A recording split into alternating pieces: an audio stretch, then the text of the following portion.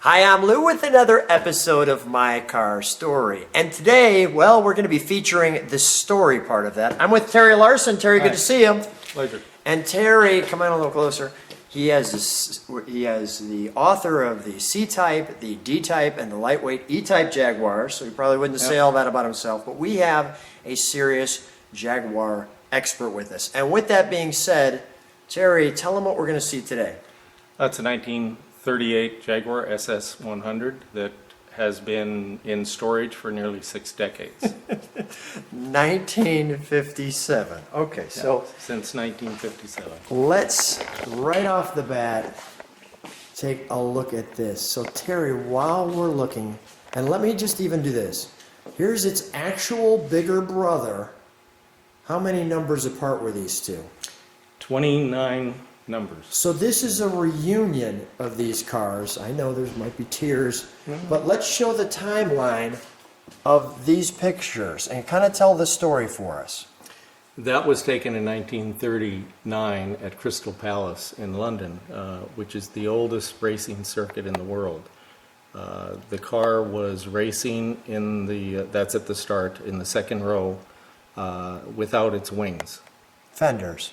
Yeah, well, wings. Wings are Fenders. correct, but, Yeah, but fenders is what sure. what my dad would call them. Those are fenders on your car. Yeah. Now tell us what this is. Okay, that is a photo at the factory. That would have been later. The car was in for work. You can see in that photo that it had the external door handles, which was very rare. There were only about 4 fit with those. And it's hard to see on the photo, but the running board strips did not protrude onto the rear wings. Right there. And Which the we're reason, going to see in the real one. right, Go ahead. the reason is to make the wings easier to remove for racing. And there's your CWT 192. Yeah. Tell me what CWT means. Well, that was a registration number assigned to a certain area in England. Okay, so that's why when I show you this picture and I show you that CWT and 19, clearly we can't see 2, but we can guess that it's this car. Right. And right. then And that Who do we is a have photo of when it first came to the U.S. and when the father of the person I bought it from purchased it. and share what this is. And that is the tax ID tag from England showing the CWT 192. And so that's the last it was in England. So it came over in late 57, early 58. So you found out about the car. Right. And how did the dialogue start? Well, it started a couple of years ago. A friend of mine heard about the car but didn't know exactly the details or anything. So it was coming out of an estate and that was being settled. So it took a while, and I got little bits and pieces of information, and eventually he was able to look at the car, and I told him where the chassis number was and where the engine number was and Show all me that. where those things are. Okay. And let me pause for just a second. Look at this.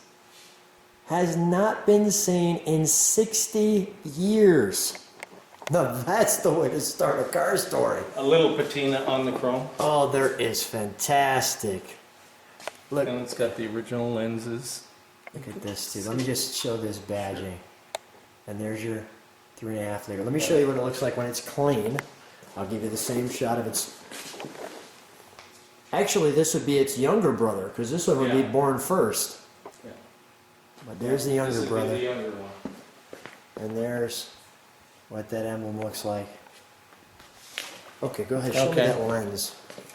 It's the original lens. Look at the beautiful work inside there. It's just amazing. Okay.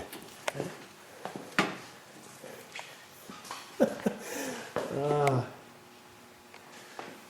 fantastic. So the reason it was not known to exist is because he was not really a car guy, and he put it into the shed.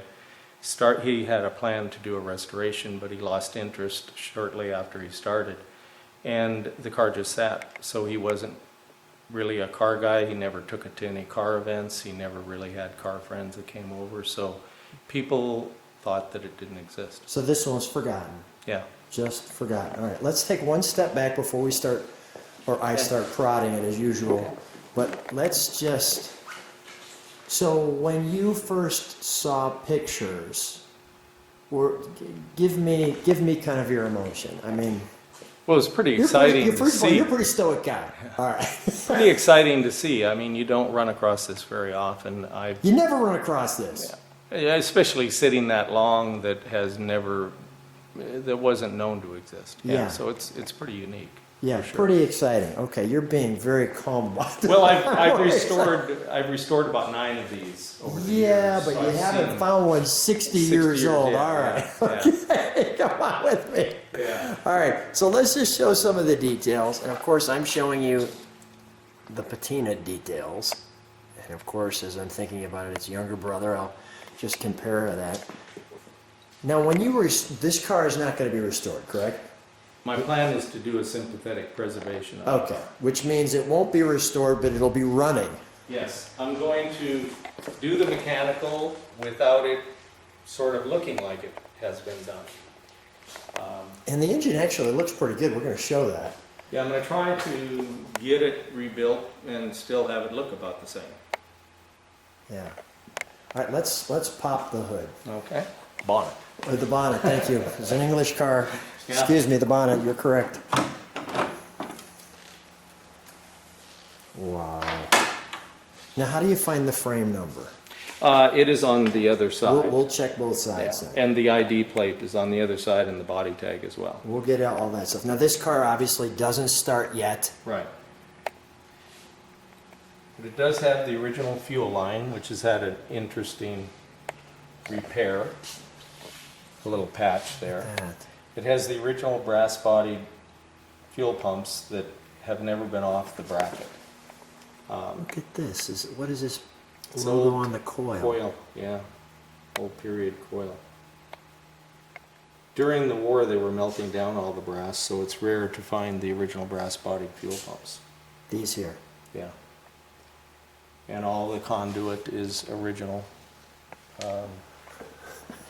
Last oil. A loop sticker, Loop sticker. that's kind of period as well.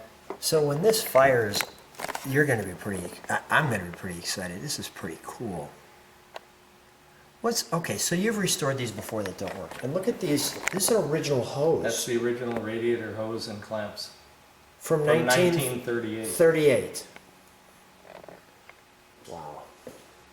So when you restore this, and it starts for the first time, what do you think? Well, it's pretty cool to hear it for the first time, especially if it runs good and it fires right up. Yeah. Yeah. Have you been able to turn the crank over on this or anything, or? No, I haven't done anything. Nothing yet. I've done nothing to it. I've been mainly researching the car to this point. So nobody's seen this car for 60 years except me and you and now the rest of the globe. Well, there's been a few people by and a few Yeah. people have seen it. All right, And there but was nobody's videoed it. no, nobody's This is videoed it. No. This is it. Okay, let's see where the body. Is there anything else here I should know? I mean, even like this hose here is all original. It looks a little. Well, it's pretty aged. It's got the original voltage regulator. I mean, all of these things are original. The spark plug wires have been replaced over the years, but all of that is original and in the original placement. Now, what do we have here? This looks like something. That's a fuel line, right there. No, no. Oh. This looks like something bolts on here. Oh, that is, these carburetors were used on other cars too. That is for air filters, Okay. but Got they it. didn't originally have air filters on the SS100s. Gotcha. Okay. Okay. But it's got the original clips for the temperature gauge capillary tube, and this is for a petrol reserve valve. All of this stuff is original. All these fittings are original. It's rare to find something This that's is- been unmolested like this. And- The side cover plates have never been off the engine. This engine's never been totally disassembled. Okay. The head was off and the sump was off and things like that. And like I said, he started the restoration and then he lost interest in it and it just sat.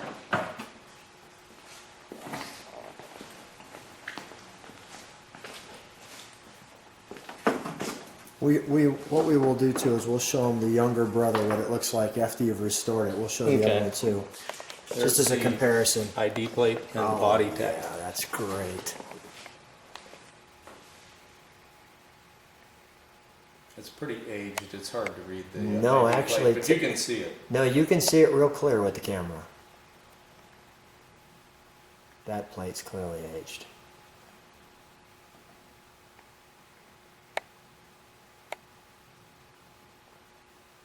That's great. That's great. And we'll fire up the other ones so you can get a chance to hear what one of these sounds like. Let me just keep showing this one for a moment. We'll feature the other car too. And we actually have done a complete review over the other car. Okay. So if people want to see it, they can. Sure. Let me use my light on my phone to show this. Look at this. All the original instruments. 32,000 original miles, I'm Yeah. guessing. A couple of the instruments have been replaced over the years, they'll have to be done. And even like, you see that windscreen comes down, this folds down. Yeah, if you hinge this screen down, that's called the Brooklands Racing screen. The Brooklands racing screen. There's your pedals way down there. Your transmission right there.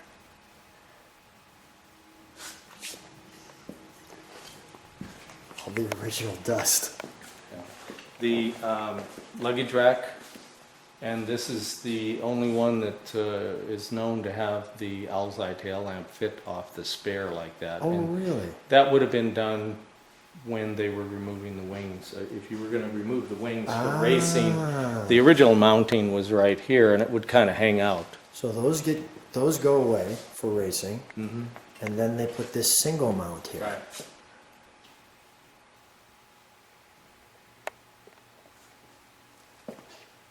Look at the tag. Oh, that's just some labeling tags. And this is the original spare, I'm guessing. Oh, no, it probably was replaced, Okay. but these tires have been on the car since at 1957. least the early 50s because they are British tires. How does this open? Are these brass fittings it looks like here? Yeah, what it does is you disconnect the two bolts at the bottom and you Okay. can lift this thing off. Ah, straight up. Can you open that? This is for the fuel. That's when it was real fuel. Big old hole like Yeah, that. for sure. And this is, they called it the pigtail. That is the vent for the fuel tank. Gotcha. The idea is it can't slosh around in circles several times and spill out, but it Exactly. still breathe. Share with me what these are. These hinges. Oh, there are rubber blocks that go in here when you take the hood Oh, down, the got it. top down to rest on there. Got it. The rubber is missing. Okay. And here's look at the original leather. You know, that leather was redone back in probably the 40s. Okay. The original leather is underneath it, Is that at right? least on the backs, yes. Let me show this.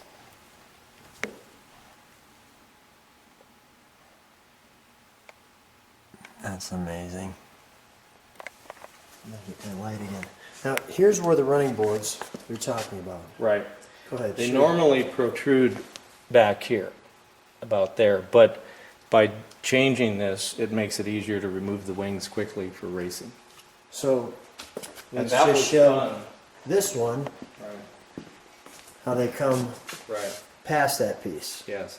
And the other one, they don't come past that Right. piece. Okay. Makes That's, sense for racing if you're gonna remove the wings.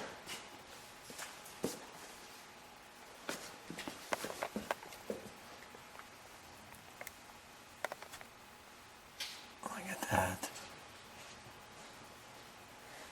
That's pretty cool. That's pretty cool. Terry, you always have amazing toys, but this is pretty amazing.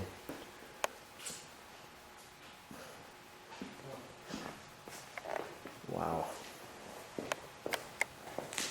let's shut this engine compartment. Okay. And we'll actually, we'll show the other engine compartment just so people can see what one that used to look brand new still would look like. I just want to take that back in one more Okay. time. Wow. I'm curious to see what people's reactions are. I mean, look at the top. That's amazing that the top is, you know, still together. Well, that top was replaced back in probably, again, the 40s, late 40s, early 50s. It's still- Probably late 40s when the seats were done. Jeez. Let me take one more overall, just so people kind of enjoy that. Just like that. I mean, this is, you know, when you're driving this, it's an amazing attention Yeah. getter as Oh, it yeah. is. It does get some attention. Do people think, because of its shape, do they think that this is like a kit car? Not Because it usually. looks so good. I mean, Yeah, this one not looks usually. brand new. Some people might, but generally they know it's the real All deal. right, let's open this side so we can show them what that To open tag the is. bonnet, I need to Okay. take the windscreen up. Okay. And while we're taking the windscreen up, I just want to show that piece there too, which is, looks Yeah, like the that's one we had in the other tag one. like I have on the other one. So this car also came over in 57? This car, yeah, about the same time. Wouldn't that be something if they were on the same boat? You never know. Well, what was going on was... I mean, how would you have another tag like that at the same time frame? Well, they were from different areas That's of true, England. This okay. is DTC, but the fact is that during that time period, there were a lot of U.S. people in the service in England, and the dollar was very strong, so these cars were cheap. So when they came back to the States, a lot of times they brought a car. While we're looking at this, just tell a little bit. There's a, you see here the 3.5 liter, which is actually a little rarer than the 2.5 liter. Tell a little bit about the story of this car while we take a look at the engine. Well, this car I've had Let's for take a look. 27 years, and we're the second registered owner of this car. Oh my goodness. And I've restored about 9 of these, and this is really a fantastic car. It's got all the right bits and pieces. It also has the proper brass-bodied fuel pumps. That's wonderful. All the right hardware and everything. The instruments are all proper, and the mileage is 58,000. It had 53,000 when I bought it. We've driven it to San Diego and back when it was 108 degrees in the shade, and there's no shade between here and San Diego. And we did the coastal highway from LA up to Mendocino. Let's see the other side, please. You know what? Let's keep that open for a moment. We should probably, well, all right, I do want to see the other side. Okay. And then we'll open this side up again and then we'll start it. Okay. And again, we've done this car before, but for those of you who haven't seen it, we'll let you enjoy it.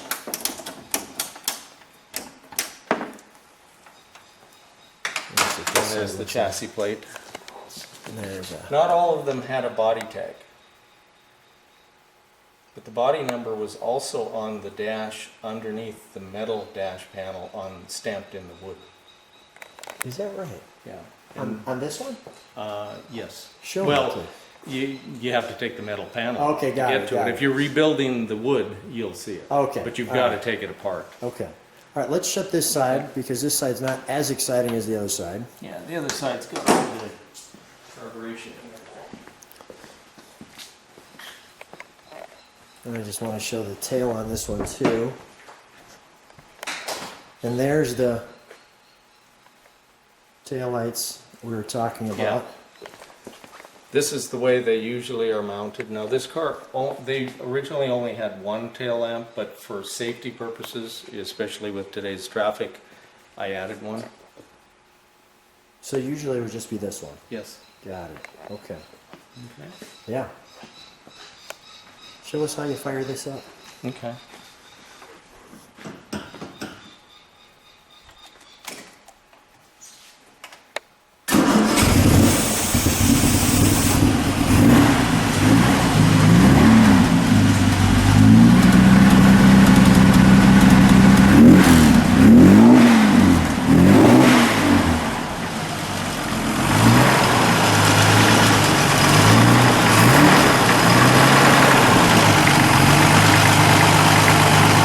One more rev in the back while I'm back there.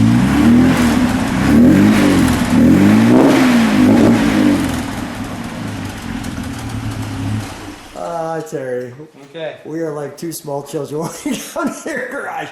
Terry, wonderful car, amazing story. Thanks for letting me be the first one to come in and video your car. Absolutely outstanding. My pleasure to have you on my My pleasure car. too. Thanks. Thank you.